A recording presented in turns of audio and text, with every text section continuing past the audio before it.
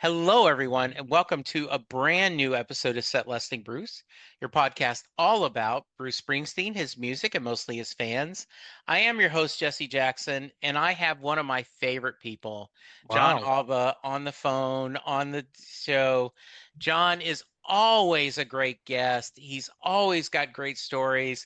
Welcome back to the podcast, my friend. High compliments, sir. Holy moly. Yeah, Yeah. I appreciate it, man. I always enjoy chatting with you. Any excuse not to talk about the things that I have to talk about is a good thing. So I'm always down with that. And we've had quite a few things happen since the last time we chatted. So always down to chat. Yes, before I hit record, we talked a little bit. I was telling you my journey into WWE with my son, and I told him the story that one of the last times we were on, you're like, I can't wait to talk. I can't wait to talk about Bruce. For someone, if they haven't heard you on here before, tell us about yourself. Yeah, sure. I'm a jack of all trades, or at least I try to be. I'm an anchor and panelist for SNY, the television home of the New York Mets in New York City. I'm the host of The Extreme Life of Matt Hardy, which is a podcast around WWE legend Matt Hardy, which is what Jesse was alluding to. I write for Sports Illustrated for their pro wrestling vertical, and I do a whole bunch of other stuff that's not important. But the most important thing is that, like you, I'm a big time Bruce Springsteen fan. And that's what matters most when you're on Set Lusting Bruce. Absolutely. So last time we talked, how many did you get to see any shows last year? I did. I did. So from the beginning of the tour 2023 Yeah. through the end of last year, I caught 11 shows. And Nice. and the most important one that I caught was See Here Now. So that was one of the most incredible nights of my life. It was the greatest concert I've ever been to. I caught a couple of the Philly shows as well, which was great. It was just so fantastic. And there was some controversy even coming out of the See Here Now show. Explained to you in the past, went a little viral for the video I did of putting together me at all the shows singing the lines of Born to Run and Right. pasting it together as one show, as one video. And so I did it at See Here Now, and there's 50,000 people on the beach in Asbury Park. It's this most incredible thing ever. And for whatever reason, the New York City sports talk radio stations who follow me because I'm on Yeah. SNY here, they just thought it was so obnoxious that a guy would take a video of a bunch of people singing a song together. And I was blasted by the New York City sports talk radio stations for having a good time at a Springsteen show, which was really disappointing. But it did not overshadow, Jesse, just how tremendous of an experience that show was. So I want to talk about C now, but what was their problem with it? This is what an obnoxious concert goer looks like. You couldn't pay me to be on the floor with someone like this. Who wants to go when someone's singing this loud? Come on.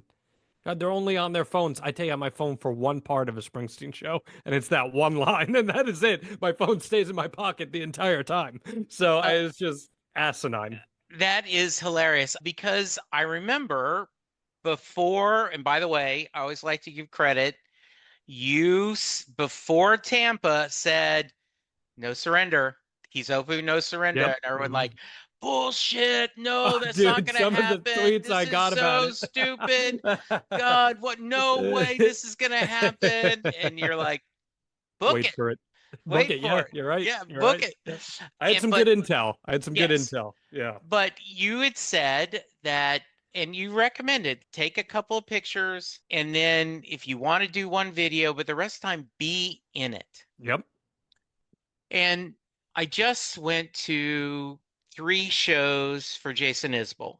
I Okay. got lucky. I got to see him 2 times in Austin, a third time in Oklahoma. So on Friday, Saturday, Sunday, got to see him. And each show they announced before on request of the artist, no photography, no phones. And I did not hear that the first night, and I was going to take a quick picture, and the usher came and said, you can't take pictures. Oh, And I'm okay. like, All oh, right. okay, yeah, let me Yeah. put this up. And at one point, Jason was doing an acoustic song, and the guy, somebody up front had his camera, and he goes, what are you doing? Oh, wow. I- Just put your phone down. Don't watch me through your phone lens. Just put it down and listen to the show. Yep. And there was yay applause. Paul McCartney just did those surprise shows in New York City a few months ago where Yeah, he just showed up at, I think it was the Bowery, super small venue. People had to show up at the last minute to, or it might have been Webster. I can't remember. It's right down the street from me. yeah, And it was a strict no phones event. Like you were seeing Paul McCartney in a small venue and you yeah. cannot bring your phones in. You have to leave it out there. So I respect artists that do that. You're not going to get that at a big Springsteen show where there's 50,000 people. No, That's not going to happen. But I respect it. And I just always encourage people. It's live in the moment. And at worst, someone else is going to be filming the video and you can go watch it on YouTube later. yeah, That's how yeah, I think of it. yeah. So I've had a couple people who were there at CNOW, and Mark, who is lives in the UK, my huge Dallas Cowboy fan. We have really bonded. Very And unfortunate. yes, in fact, he and his lovely bride flew, they did CNOW. They flew to Dallas, toured the stadium, watched the Cowboy game, went back, watched the Thursday night. The Cowboys were playing Thursday in New York, and then went Mm, back. So he got two Cowboy games and a Bruce show out of it that's with pretty his cool. trip. And yeah, and he said that he would have traded all his other shows Yeah. to do that one show. Yeah, I'll tell you, See Here Now was just an unbelievable spiritual experience. You know it's good when Bruce himself is just, you could tell he's on a different plane. And I believe it was Stan Goldstein, who obviously that's someone who's got a lot of reputation in the Springsteen Yeah, community. He even said that was a top five Springsteen show of all time, yeah, period. And Bruce, I think he did the second Howard interview, I think after that. yeah, And he said it was just one of the most special shows of his career. So it's crazy, Jesse. You're in the moment and you're like, I think I'm seeing something pretty special. But then in totality, you're like, oh my God, what did we just see? And I'm there with my buddy and I'm there with my mom. And he opens with Lonesome Day. We've been sitting out in the stand for 7 hours all day just waiting for this. And we had a yeah. pretty good view. He opens with Lonesome Day. And we're like, hey, I love Lonesome Day. But I'm like, come on, man. Like, I've seen Lonesome Day. And you're like, I expected something a little more than that. And then he's like, all right, we got some special things for you tonight. I'm like, there we go. And he goes right into Blinded by the Light. And I'm like, okay, now we're cooking here. And let me Yeah, tell you, man, we've talked about this. I have this innate ability to recognize when Bruce is about to do something before he's even done it. And he took out the telly and I saw he's holding a G power chord. And I'm like, there aren't a lot of songs that Bruce Springsteen goes into a full G power chord and he hasn't even strummed it. And then he just did a half fake strum. And I darted over to my buddy. I said, holy shit, he's about to do Thundercrack. And lo and behold, yeah, and oh my God, just a pinch me moment. Just it's a song I never thought I would ever see played live. Amazing. yeah. And it's not just the set list, which was amazing, but I can only imagine the atmosphere, right? You are on the beach. There is the feel of the ocean and the smell. And it was perfect weather too. Yeah, Perfect weather. yeah. And the idea, because like Mark talked about, like when they're doing the shtick about are you ready to go home? Like you on the beach, ready to get near the ocean. It sounds like it was just amazing. It was truly the best concert of my life. Really, it was. I've got two AC/DC shows coming up imminently, and I'm unbelievably excited for those because those will probably be the last time I get to see my favorite band. So I'm Yeah, really going to embrace that. But this was just on another level of spiritual connection with the artist and just knowing that this is the place that he birthed his career. Like this yeah, is where Bruce Springsteen became Bruce Springsteen. And the set list was outstanding. The band was tight as shit. It was just so perfect. yeah. You knew you were in the middle of something, but like the next morning, did you wake up and go, "Holy shit, I can't believe this happened"? I just kept saying to my mom, I was like, I can't believe we saw that show. I Yeah, just can't believe it. It was the perfect Bruce Springsteen show. There's nothing I Mm. would have changed about that show. And there were even small little things he did that I picked up on that I don't know if everyone did, but like he's playing Long Walk Home and he does this little noodling with the guitar for the intro for that. And instead of his normal noodling that he did for it, and I'm not sure if he even realized this, but he started playing the riff to the original Land of Hope and Dreams arrangement. Yeah. And I was just like, oh my God, like the intricacies and the little details in that. It was such a special evening, man. And if that's the last time I ever see Bruce Springsteen, I hope it's not. But if it is the Yeah. last time I ever see him, I could not be more content. There's nothing, because even anytime I see him from here on, unless he's playing in front of me just for me, uh, which I don't think is going to happen, Right. nothing's going to top that. The closest experience I've had is when me and my son flew up, and it was after the River Anniversary Tour, and they did that 3 nights at At MetLife. MetLife, and Yep. I was there night 2. Yeah.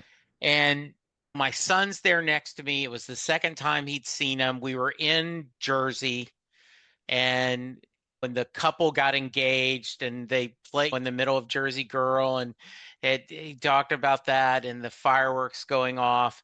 And I looked at Chris and I said, this is the first time ever at a Bruce show I didn't want him to play another song. Like Yeah. I was sated. Yep. Like it was like, oh, so I can imagine that's your feeling, right? Okay. Yeah, I literally have chills right now thinking about this show. It Yeah. was just such a special experience. Getting tougher than the rest with Patty was amazing. Yeah. And After we know what she's been fighting. And yeah, so, yeah. yeah, that was really special. Seeing that, God, I'm trying to go off the top of my head. Bus being in the set was Yeah. fun. Yeah. Just an amazingly special show. And I felt it was very bookendy for me because I was at the first night of the tour. Yeah. And even though we're going to get some more shows coming after this, and he did play some more shows after this, it almost felt like the unofficial end of the tour. Yeah. And now they're just in the coda. But that really felt like it was the bookmarking of the story that Bruce has been trying to tell Yeah. throughout the entirety of the tour. So it was special, man. I think that's true, because when you look at Road Diary and all the interviews he talked about, like him wanting to share this story and to have that, this is the start. The closest thing I've had is like the 2011 Dallas Mavericks with Dirk, and they make the playoffs, and me and my son, he was in college. When we were doing this via text and doing this. That's when they beat the Heat, right? Yeah. And you go through the whole thing where they win it. And there's just something beautiful about and then 2 years ago when the Rangers won the World Series, he was living. And so we got to go through that long up Yeah. and down of a long playoff run. There's something beautiful about that. And so I could see that Bruce kind of the beginning of the journey and the end of this chapter. Yeah. And what's wild is if you're paying close attention to these shows, and obviously I was, Yeah. even his rigidness changed so much. Opening night was great. I loved opening night, but Yeah. he was very rigid and clearly a little nervous, and they were very tight to the script of the show that they were going to follow. And it almost became a meme for a while of how scripted this show was. It was very un-Bruce, but seeing how loose he was at the 2024 shows compared to the 2023 shows was night and day. Even the 2 Philly shows I went to were fantastic, honestly. Yeah. And seeing Streets of Philadelphia live was amazing, and got to finally check Seeds off my White Whale list, which was a song I'd been chasing for a while. At 10 minutes before the show, I look at my mom, I go, it would be freaking amazing if he opened with Seeds tonight. And then just all of a sudden, I was like, okay, now we got something going. I'm like, That's we're great. in for a good night. And that Yeah. was a great show. Yeah, man, just seeing that change within him and becoming more comfortable in the band, becoming a little looser was really great to see too. That's nice. So what are your thoughts about the box set? Excited, cautiously optimistic. I think a lot of people are just so overwhelmed by, oh my God, we're getting 7 albums. But The one thing I say, as someone who follows a lot of bands with pretty extensive archives, is that for a lot of bands, I'm not saying this is necessarily the case for Bruce, there's a reason that they sat in the vaults. And that's not to say that these will be bad. Are there Right. going to be some clunkers in this? Absolutely. There are going to be some clunkers in this. Could there be some really good songs in it? Trax has some great songs on it, right? So it certainly could be. I thought the River box set wasn't very good. I think that the good songs we had already heard before. They had been released in some form, and I tend to think that there will be some of that in this case. However, there are a couple albums, and we can go into it, but there are a couple albums I'm very excited for that are on this particular box set. Yeah, I'm glad you brought that up because I remember buying the River box set and we got the single River album, which was interesting as a historical Sure, piece. sure. And then, but I remember like The Promise, you Which is got, much better, which is a yeah, right. significantly better release. Yeah, like you're like, oh wow, and once again, there's songs I love and songs I didn't particularly care about, but it was like, oh, this is cool. And so I remember buying The River and going, and I'm not a bootleg guy, so everything's new to Oh, me. okay. All right. Yeah, but there had been songs on this that had already been released as a Yep. in box Like set. Held Up Without a Gun, you've heard a Yeah, million times. Yep. yeah. And and the other thing my friend Sam talked about is are we we've made a pot of coffee and now then we've brought the grounds out and we're trying to make another pot of coffee again, right? Like Mhm. Trax has been released. So now we're going to bring the things that weren't good enough for Trax. But it turns out this is a different era, right? Mhm. So he's Yeah. fearing that. And I last night, in fact, I'll be putting that out later today. Sylvan Groth is the person I do my John Hyatt podcast with. And our premise, we're going through every John Hyatt song in alphabetical order. And what we do is we go through the lyrics and we talk about it, we overanalyze them, and then we rate 1 to 5. And she's, yes, I'll be glad to do Rain in the River, but are you going to be okay? I'm like, no, I there are going to be songs that are ones that Bru- we uh, could Bruce just has absolutely written some one songs without yes, question. yeah. And so I'm looking forward to it. I sent out a post today that as a podcaster, I'm worried, and that's the wrong word because there are real things to worry about. But how do you ingest 7 albums Yeah. at one time? Yeah. Yeah. So what I'm hoping to do is outsource. I sent out a request like, okay, here's a Google sheet. Pick which album you want. I want about 2 to 3 people for each of the 7 albums, Sure. and you three do a deep dive on this album, and then Yeah. I'll have you on and we'll talk about it as a feel. So Yeah. I'm going through it like I'm a little disappointed with the LA sessions because the LA sessions, if you are into the bootlegs, you've yeah, heard pretty much every single one of those okay, already. And I'm reading one of the Born in the USA books right now.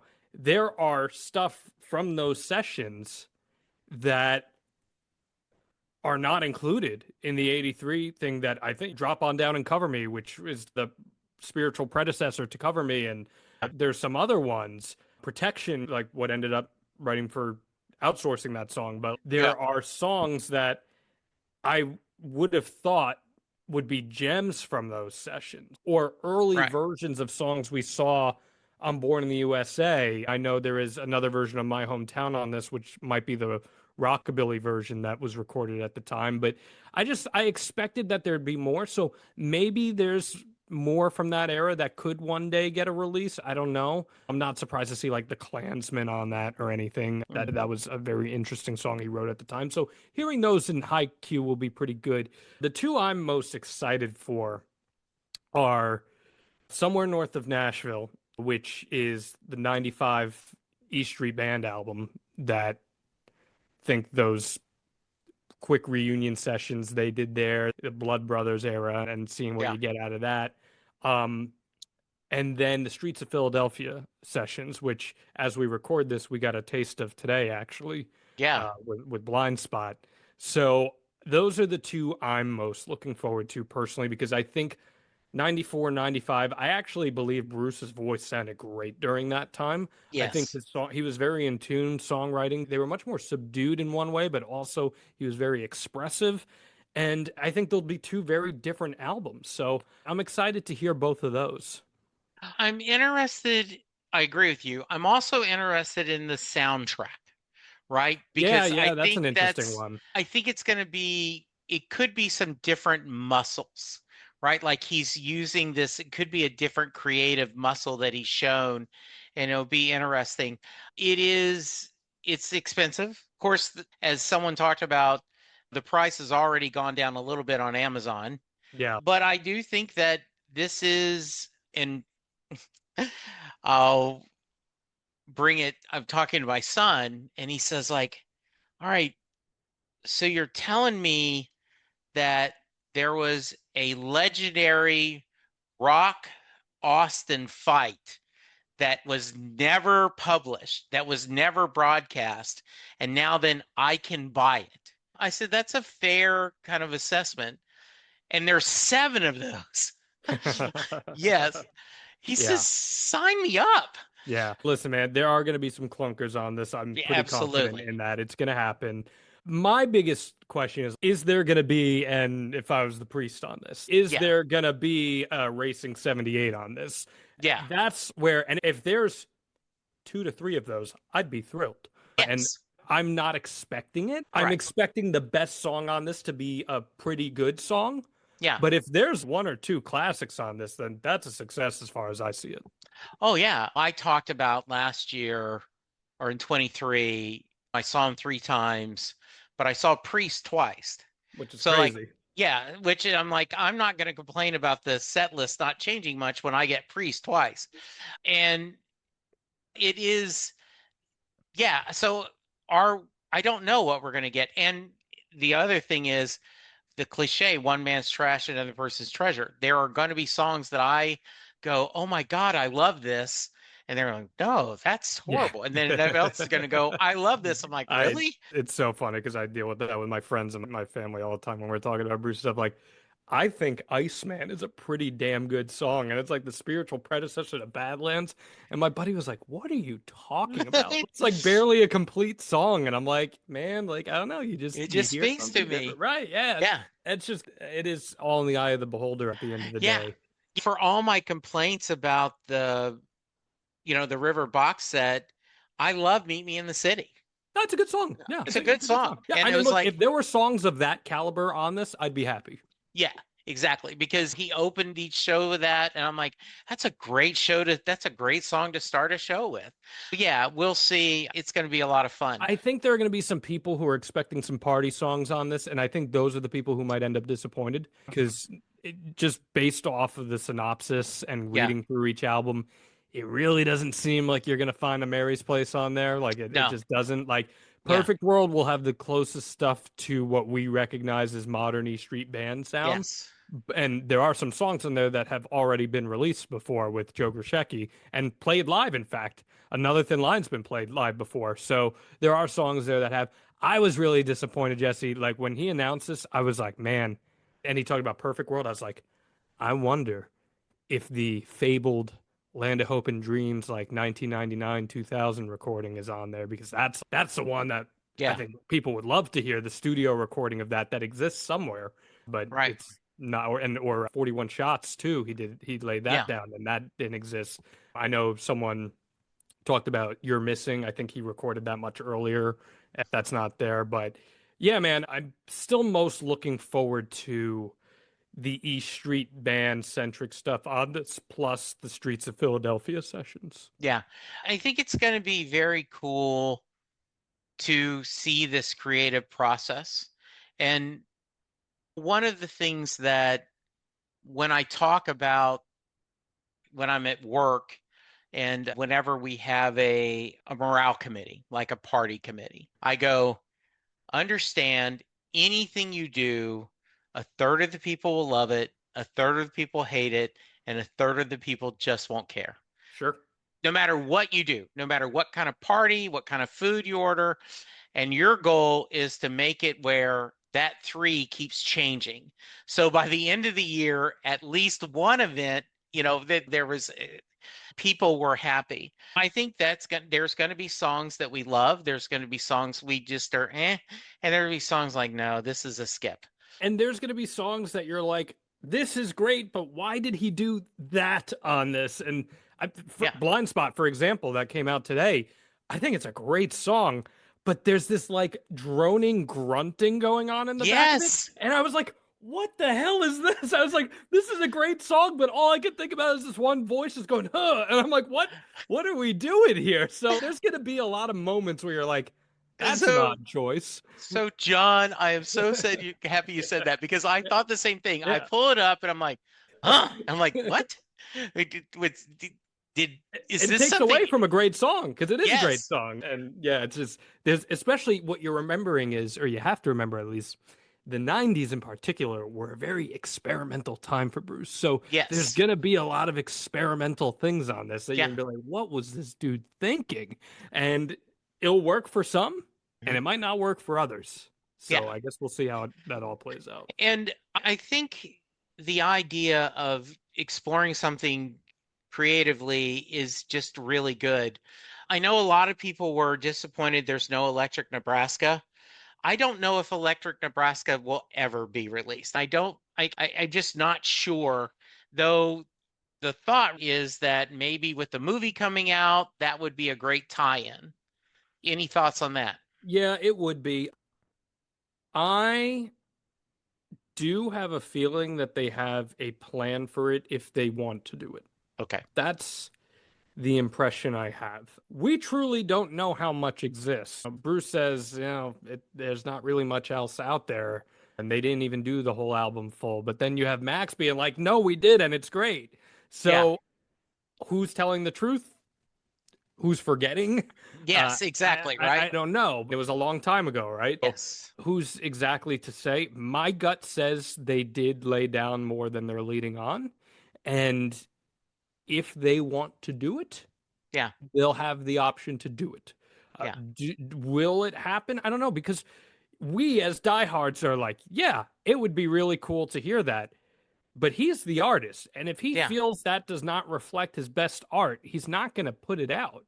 It's not going to happen. And he is right in the sense that we have heard a lot of these songs electric at the end of the day. We've heard Johnny 99 electric. Yeah. We've heard Atlantic City electric, and they probably sound exactly like what we've heard since. Yeah, it isn't this magic. So I had a guest on last night that said that he talked to someone and they have heard the box set. And they have said current that, box set. Yes. And they said that they think it may disappoint some fans. And I think they didn't get into specifics. And I think the idea, if you go into this, and one of the things I love talking to you about is you have this open mind of, I want to enjoy what Bruce is doing, and then I will determine, I may like it, I may not like it, but I respect he's doing what he wants to do creatively. Look, he had no incentive to do this. He didn't have to do this. And sure, he's going to make a ton of money off it, of course. But this is a big undertaking that he had to do. And he had Max come in a few years ago and do more than 50 tracks, I think he said. So that's not an easy undertaking by any stretch of the imagination to do. Again, my expectations are probably more measured than a lot of people's. I'm not expecting Darkness on the Edge of Town here. I'm not expecting Born to Run here. I'm expecting 83 songs, or however many it is, and probably really liking 20 of them and enjoying another 30, and then probably never listening to the other 30 ever again. So that's my approach of how I'm expecting it. If it's worse than, that'd be a little disappointing, but I can live with it because we're still getting something that we never expected that we would have gotten. Yeah, I think that's a realistic thought.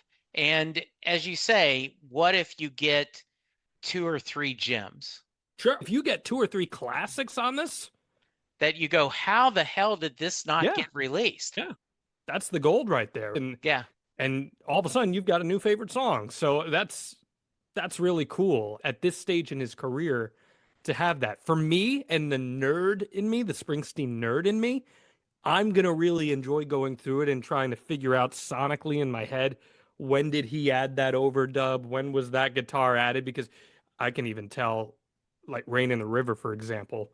Yeah, I think he's mentioned that was probably initially conceptually recorded around the reunion tour, that general area. But the guitar that he did the overlay for them, yeah, to me, that sounds like one of his Gretches. And he wasn't really using his Gretches on studio recordings until around Western Star's Letter to You. So that tells me that it more recently did the overdubs for that. So yeah, that's the stuff that I'm going to be listening for in my head. And could I be wrong on that? Of course I could be, but I'm going to try yeah. piecing those puzzles together. And that's going to be part of the joy you have Yeah, on it's the this. experience, right? And I don't know, man. There's just something like even today when I woke up and I saw the song drop, there's something about just strapping on your headphones and being like, all right, let's hear this thing for the first time because this is the only time in my life I'm going to hear this song for the first time. Yes. And you can never get that experience back. It's the only time it will ever happen in your life that you hear something for the first time. And that's just so well said. And to and you should treasure that. Yeah. The first time I heard the complete I had heard the demos of If I Was the Priest from the 70s, but like Yeah. the first time hearing this loud produced version, If I Was the Priest, I had like chills, man. I was like, this is everything that I've wanted from a modern Springsteen song. So Yeah, yeah, I just cherish that. I joked it's everything that Outlaw Pete wants to be. Only Yeah. And yeah, I remember I was at work and I was playing it and just I put that on repeat just over and over again. And this is so complex and so beautiful. complex. Absolutely. He doesn't even know what it's about. So Yes, I don't know. Yes. my friends and I, my friend Ben, Elijah, and I have an ongoing bit where we'll just Yeah. randomly text each other and have a fun at the puns, and we'll just be like, "If Jesus was a sheriff and I met John Cleese, if Jesus was a sheriff and I wore the fleece." It's just something we I randomly pop each other with. I like that. I like that a lot. One of the things we're going to have to do that. One of the things we do is not just an ongoing joke is the the guys here in Dallas on the ticket do a fake Philly show, the Touchdown Brothers. Oh And one goodness. of the questions always is, can I ask you guys a question? Sure. Do the Cowboys suck or what? There you go. And Right, so exactly. so anytime my son will say, Dad, can I ask you a question? What? Do the Cowboys suck or what? Oh, damn it. Do you follow basketball at all? I cover the Knicks. So talk to me about Luka. What the hell's going on? It's going to go down as an all-time bad sports trade. Not even basketball trade. It's going to go down as an all-time bad sports trade. It, you do this for a living. Does it Mhm. make any sense at all to you? No, it made no sense. It was what you have to think about is they clearly had some sort of experience privately with him that Yeah. none of us know about to go to that extent. Maybe they asked him to lose weight and I'm not doing it. Right. Maybe they asked him to do something contractually and I'm not doing it. Something has to happen that's a catalyst to make a move that is that drastic. Yeah. And it's not like they got a bad return. They didn't get a bad return, No. but in terms of future outlook and trading your most beloved player, I very much compare it in the baseball world to when the Red Sox traded Mookie Betts, who was the face of the franchise and has gone on to have a tremendous amount of success with the Dodgers. He's a future Hall of Famer. It's like trading Mickey Mantle. Yeah. And that's essentially what the Mavericks did here. Yeah. And so last night, as we're recording this, the Mavs were playing in one of the play-in games, and it didn't start till 9 o'clock Dallas time. And I watched the first three quarters with my son, and he is doing great. And I He's a feel great for player. Yeah. he's a great player, and I feel bad for him that I didn't ask for this crap. Yeah. And would I feel better if he was 2 or 3 years younger? Maybe, but you just Healthier. be healthier. Yeah. Yeah. And Luca's fat ass got us into the finals. Yeah. It is, and there's a lot of conspiracies about they want to move the Mavericks to Las Vegas, which makes no sense because it's a smaller market. It just, but when you have that kind of a trade, every conspiracy, you have to go, maybe? I don't know. Yeah. I know Mark Cuban didn't sell his share thinking that would happen. So No. that's certainly a big problem with that and miscommunication. And Yeah. look, the GM's going to have to own that for a long time, and Yeah. that's going to be his legacy. It's just how it's going to be. And yeah, what I caution, as I said, is just that there's probably more to it than what we publicly know, Yeah. and we may never know what that was. No, we not. And one of the things, John, and we'll move on, is the Mavericks keep seeming to make the wrong decisions. I don't know if they had a closed press conference Yeah, that they they did all it off the record that they didn't yeah, allow yeah, cameras for. Yeah. yeah, and they only allowed certain many people, and they actually Newey Scruggs was one of the guys, and they pushed back. No, you need to let us record this. We're going to give you a transcript. No, we need to. Yeah, I don't know what they're going to do at all. So, besides the box set, what else do you think Bruce has up in his sleeve? What else do you think we're going to get? Do you think he's Well, going to do some fall U.S. tours? I don't think so. He said that he's going to take a little break after this. So unless he changed his mind, which the country's gone to shit, so it's very possible maybe he's screw it. Yeah, Let's have some fun. He very well may do that. We don't know where the economy's going either, so selling tickets yeah, to shows could be problematic eventually. But I'm excited for these Euro shows. I'd like to see him throw the formula out and just have fun and free ball it. I don't think he's going to do that. I still think he's going to keep the loose right. structure of the set, and that'll be fine. But I'll tell you, man, it really does appeal to casual fans. I had a friend on this AC/DC forum I'm on who went to see Bruce for the first time in Europe last year, and he's like, dude, I didn't really know much about Bruce. I just knew I needed to see him before I die and or he dies. And so Yeah, I spent the month before just on Spotify going through stuff, and I went, and there was certainly stuff I didn't know. But damn it, I thought the last half of that set, where it's just hit after hit, was the most incredible thing I've ever seen at a show. So, like, it's gonna work for a lot of people. yeah, How he staggers, and he does stagger it in a very impressive way, where he's just hitting you with hit after hit after hit after hit in a way that's unlike any other tour he's done before. So I suspect he'll probably stay the same, or at least similar to that. Maybe we hear some songs from the box set live, which I think would be cool. Would I like some US states? Of course I'd like some US states. yeah, I think that would be super fun.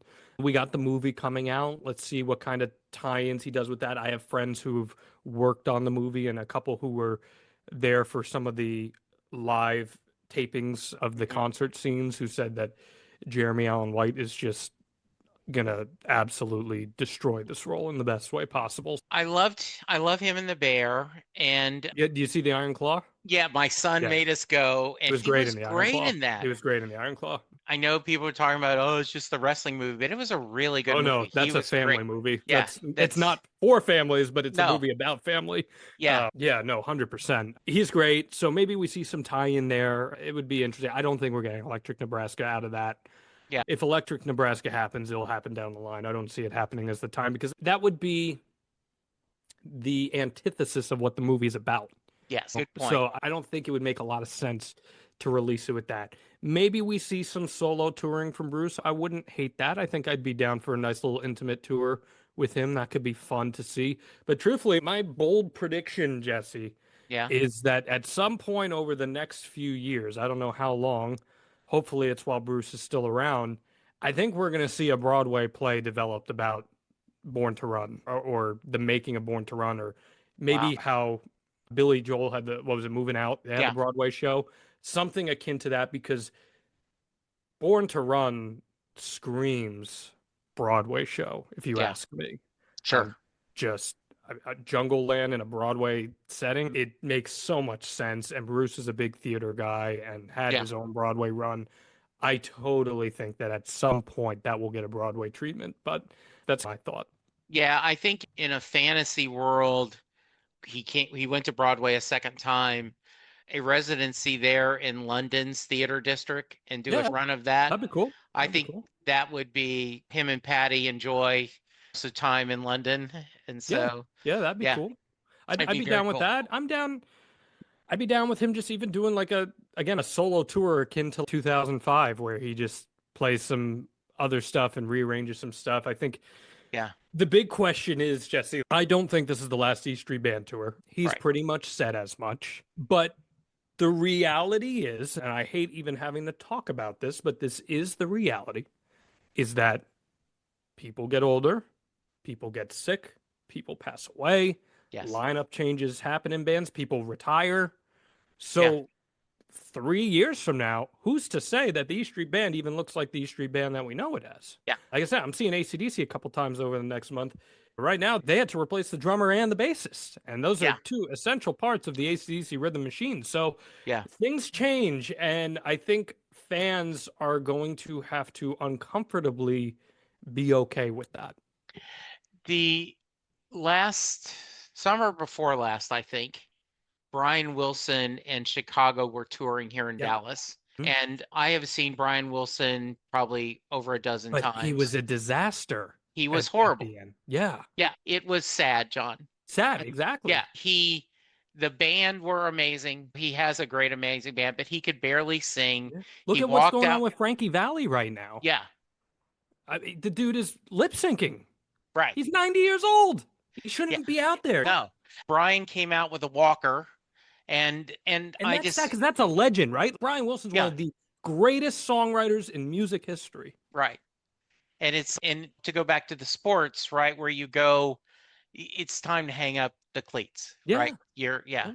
yeah. Yeah. And that's not to say, Jesse, that I watch the E Street Band. I'm like, oh man, someone's got to retire back there. No, But it's just that what's the one thing people don't think about? And AC/DC just had this with their bassist. He's 72 years old. He loves playing still, but I fucking hate the road. I hate yeah, being on the road. And these guys are in their 70s or late 60s. They might yeah, just be over being on the road.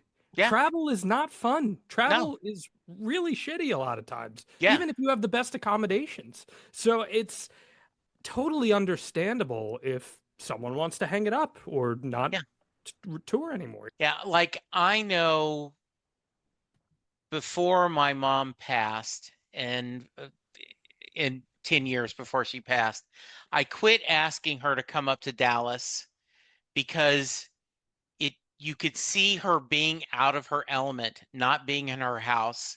Just she was uncomfortable.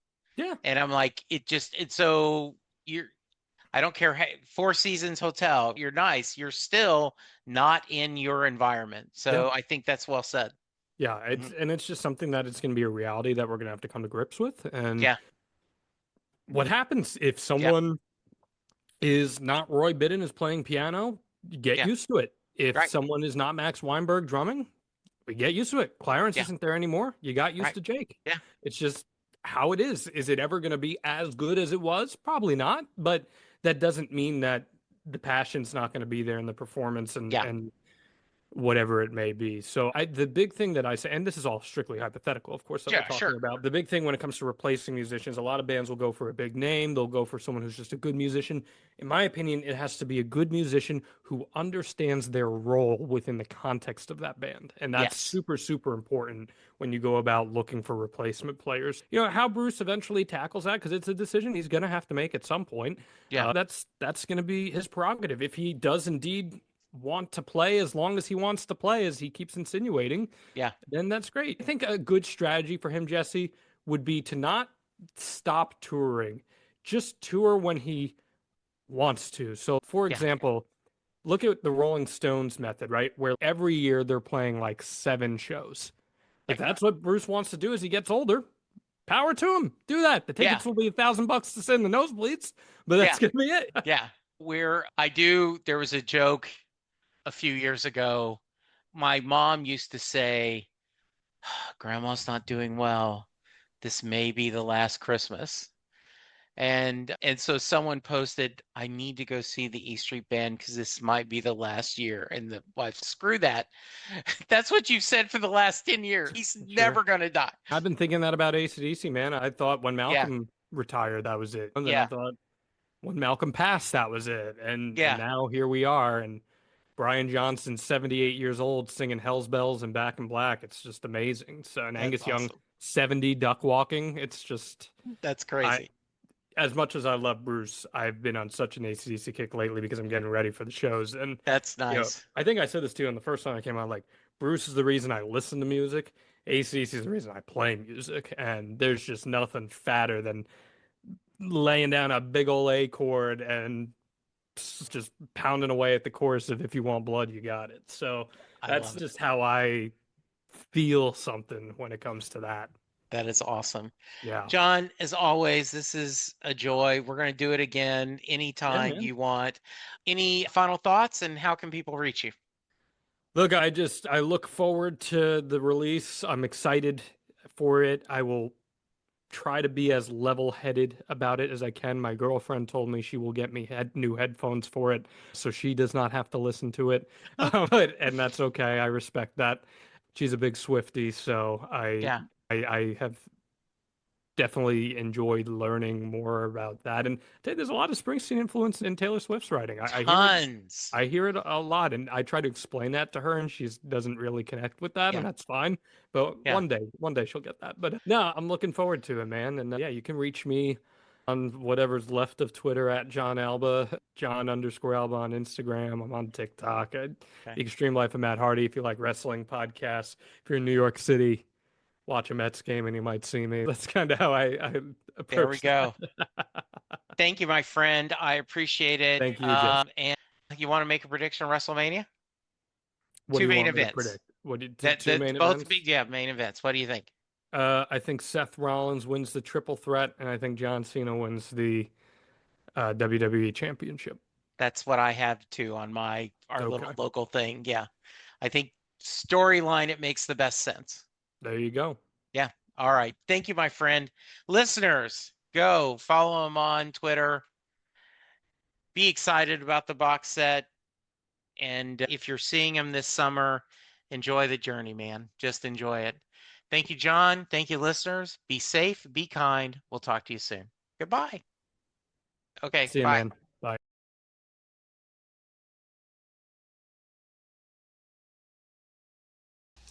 There we go. Another episode.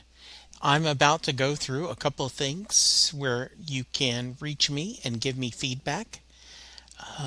So if you want to skip this, I understand. But I do hope you check it out every once in a while. I'm available on Twitter at Jesse Jackson DFW. The show is available at Setlusting Bruce. You can send me an email, setlustingbruce@gmail.com. You can send me a voicemail at 469-249-2442. I am currently doing a few other podcasts. Perfectly Good Podcast, John Hyatt from A to Z, where Sylvan Groth and I discuss every John Hyatt song in alphabetical order. My Babylon 5 podcast is Last Best Hope for Conversation, where Lou, Karen, and I discuss every episode of Babylon 5 in chronological order. I still am doing Next Stop Everywhere, the Doctor Who podcast with my brother in time, Charles Skaggs. And then finally, How Many Podcasts, the only podcast on the internet that counts, where my buddies and I discuss pop culture. You can go to our Patreon page and support the podcast for as little as $1 a month. You can go to our Facebook page, and please go to iTunes or wherever you get your podcast and leave a 5-star rating and review for all of the podcasts that I'm doing. It's okay if you don't listen to them, but if you subscribe and rate, it really will make my day better. Thank you, and I will talk to you soon.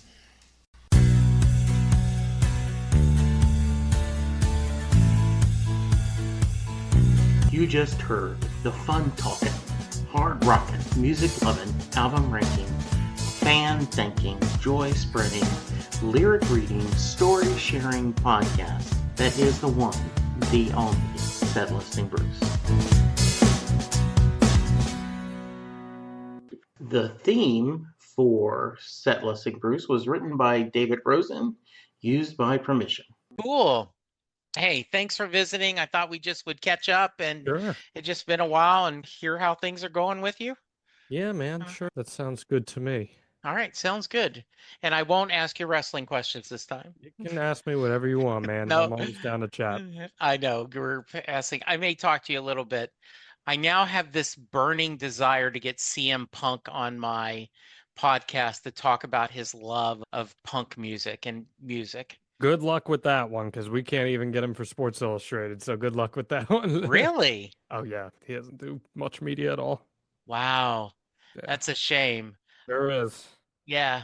What was weird, and I'd love to hear your thoughts on this, is a while back, my son, who's a huge WWE fan, said, "Hey, Dad, watch this."